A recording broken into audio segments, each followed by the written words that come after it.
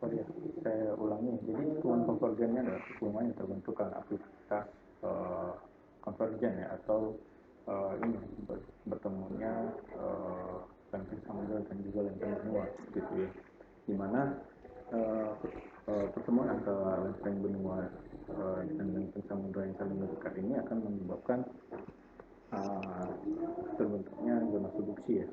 Nah, batas antara zona subduksi ini ya, atau pertemuan dari zona subduksi dan zona subduksi dari ini lempeng samudra dan juga lempeng benua ini akan menghasilkan sebuah trench ya, atau palung ya, yang sangat dalam. Nah, palung itu juga akan berperan sebagai suatu cekungan gitu ya.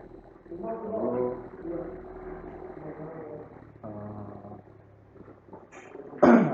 setelah itu juga akan karena adanya aktivitas subduksi itu dia akan menghasilkan cekungan depan busur ya, atau forward basin, dimana cekungan forward basin ini adalah cekungan yang berada pada gap antara ini ya, buksur magma ataupun buksur vulkanik dengan trench ya. Jadi di antara trench atau palungnya itu ya, di antara palung dengan si zona busurnya itu, busur magmatiknya itu akan membentuk suatu cekungan yang namanya cekungan depan busur ya, atau forward basin.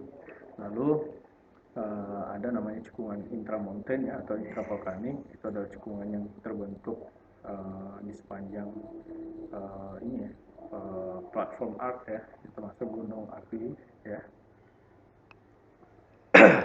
Jadi dia terbentuk di sepanjang ini ya, jalur magmatiknya itu, atau magmatismenya.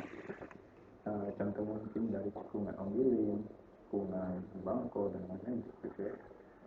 Dan juga cekungan Kerinci, cekungan Singkara dan lain-lain ya. Lalu ada juga cekungan belakang busur ya, atau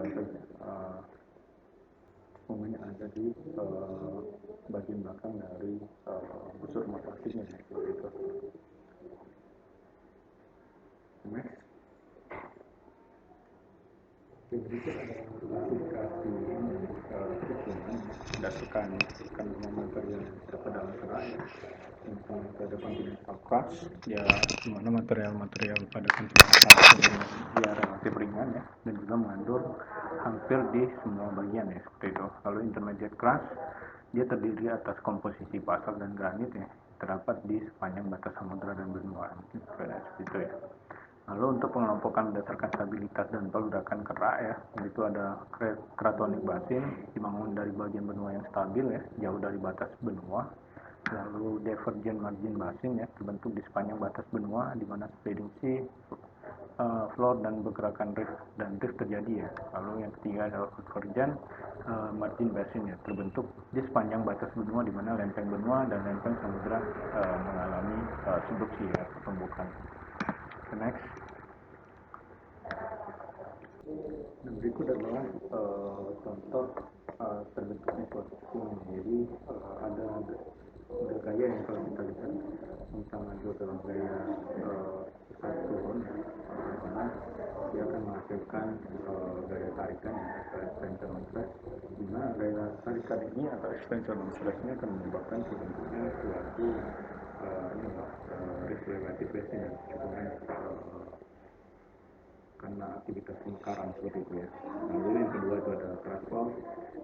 Dia biasanya terbentuk kalau gaya kompresi ya, dia akan membentuk foreland basin ya, atau foreland basin ya. Lalu yang ketiga adalah range fault. Dia dikarenakan adanya ini ya, slack slip mungkin ya, gaya geser, mana dia akan menghasilkan suatu cekungan dari pisah ya, atau full open basin gitu. Ini adalah cekungannya ya, dia terbentuk di dalam zona subduksi ya, atau trench. Di sini kan dia bergerak menjauh, maka bagian sini akan membentuk suatu cekungan kutip ya, atau kita kenal dengan graben ya, dimana bagian tinggiannya adalah course-nya ya. Nah di sini untuk full open ya atau suatu cekungan karena ada aktivitas pergeseran ya. Ini adalah klasifikasi cekungan menurut Sally ya, tahun 2008. Jadi yang dalam proses pembentukan jadi ada jadi pertama itu ada crustal stage ya. Jadi stage-nya adalah sanding ya, dan kata sanding itu adalah pembentukan kerak. Jadi tipe basin yang dibentuk adalah intrakratonik basin atau cekungan yang terbentuk di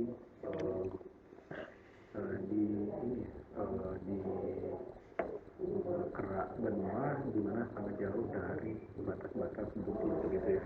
Mana yang penyebabnya adalah interaction collapse, yaitu karena ini runtuhnya kerak di bagian tengah seperti itu ya. Misalnya bisa dikarenakan karena gaya pembunuhan seperti itu ya, atau subsidence.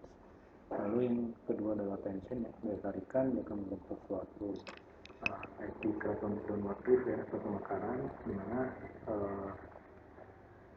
tectonic settingnya itu penyebabnya adalah passive plate margin atau batas kerak yang pasif, dan juga pemekaran dari lantai samudra seperti itu ya. Lalu dari proses kompresi dia akan menghasilkan suatu cekungan berupa trench ya atau palu, dan ada flow out ya, pembentukan busur, dan juga cekungan belakang busur ya, dimana dia akan